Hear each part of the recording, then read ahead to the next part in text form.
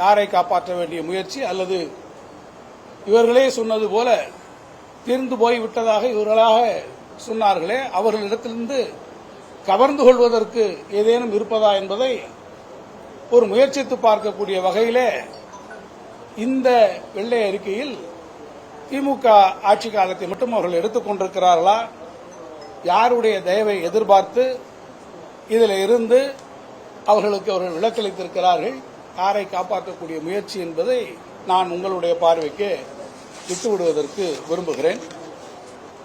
நான் முதல்லே சொன்னதைப் போல இந்த வெள்ளை அறிக்கையினுடைய நோக்கமே மக்களிடத்திலிருந்து என்ன சொல்லி தப்பித்துக் கொள்வது, ஆழந்தெரியாமல் காலை விட்டு பெரிய அதிர்வேற்றுடன் வானவேடிக்கைகளுடன் நிறைவேற்ற முடியாத ஒரு தவறான அல்லது பொய்யான வாக்குறுதிகளை மக்கள் மன்றத்திலே வழங்கி மக்களை நம்ப வைத்து ஏமாற்றி ஆட்சி பொறுப்புக்கு வந்துவிட்டோம்.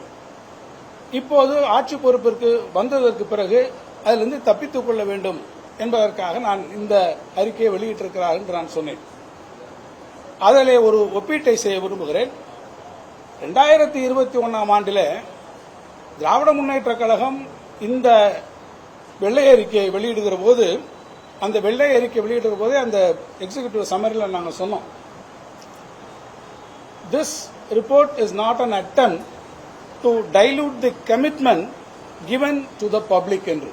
அதாவது திராவிட முன்னேற்ற கழகம் அதற்கு முன்பாக 2021 ஆண்டு ஆட்சி பொறுப்பதற்கு வருவதற்கு முன்பாக தேர்தல் காலத்திலே கொடுத்த வாக்குறுதிகளை நாங்கள் புறந்தள்ளியோ அதை டைலூட் பண்ணுவதோ எங்களுடைய நிறைவேற்ற முடியாது என்று சொல்வதற்காகவோ அதற்கான ஒரு முயற்சியை மேற்கொள்வதற்காகவோ ஒரு அட்டம் பண்ணுவதற்காகவோ நிதிநிலையை ஒரு காரணமாக காட்டி எங்களால் அப்படியெல்லாம் செய்ய முடியாது என்று சொல்வதற்காக நாங்கள் இந்த வெள்ளை அறிக்கையை வெளியிடவில்லை என்று திட்டவட்டமாக சொன்னோம். அதனுடைய அடிப்படை என்ன, நிதி நிலைமை எவ்வாறாக இருந்தாலும் நாங்கள் சொன்ன வாக்குறுதிகளை நிறைவேற்றுவோம் என்கின்ற உறுதிமொழியை சொல்லக்கூடிய வகையிலே தெளிவாக சொன்னோம்.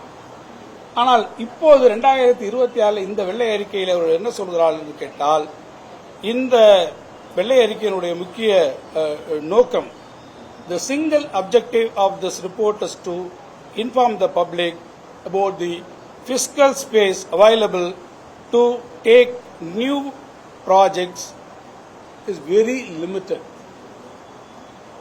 அதாவது புதிய திட்டங்களை இப்போது இருக்கக்கூடிய சூழ்நிலையில் மேற்கொள்வதற்கான இந்த பிஸ்கல் ஸ்பேஸ் நிதி, அவர்களிடத்தில் இருக்கக்கூடிய அந்த நிதி பற்றாக்குறையாக இருக்கிறது. எங்களால் புதிய திட்டங்களை நிறைவேற்றுவதிலே அதை நிறைவேற்றுவதிலே சிரமம், எங்களால் முடியாது என்று சொல்வதை அவர்கள் ஆரம்பத்திலே சொல்லுகிறார்கள். அப்படி என்றால் தேர்தல் வாக்குறுதியிலே நாங்கள் சொல்லியிருப்பதை எதையும் எங்களால் நிறைவேற்ற முடியாது என்று எடுத்த எடுப்பிலேயே இந்த ஆட்சி கையை விரித்திருக்கிறது.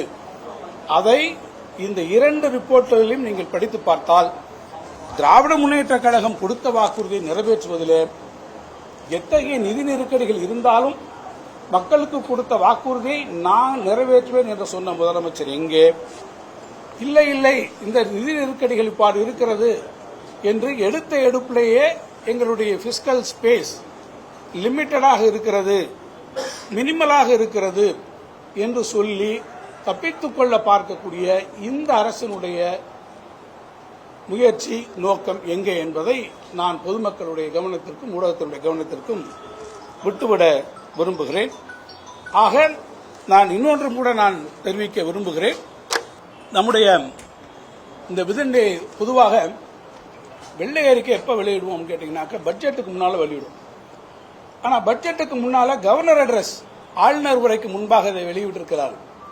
காரணம், ஆளுநர் உரையில் நாளைக்கு புதிய திட்டங்களை சொல்லணும், கொடுத்திருக்கக்கூடிய வாக்குறுதிகளுக்கான கொள்கைகளை சொல்லுகிற போது இன்னென்ன திட்டங்களை நாங்கள் சொல்லணும். அதில் புதிய திட்டங்களை சொல்வதற்கு எங்களுக்கு வாய்ப்பில்லை என்பதற்கு ஒரு ப்ரிலூடாக அந்த யானை வரும் முன்னே மணி ஓசை வரும் பின்னே என்பதைப் போல நாளைக்கு நீங்கள் என்னிடத்தில் எதையும் எதிர்பார்க்காதீர்கள் என்பதை சொல்லாமல் சொல்லி கவர்னர் உரைக்கு முன்பாகவே இந்த வெள்ளை அறிக்கையை இந்த அரசு வெளியிட்டிருப்பதாக நான் கருதுகிறேன். பிளே ஸ்டோர் மற்றும் ஆப் ஸ்டோரில் இருந்து பாலிமர் செயலியை QR கோடு மூலம் பதிவிறக்கம் செய்யுங்கள். செய்திகளை உடனுக்குடன் பெறுங்கள்.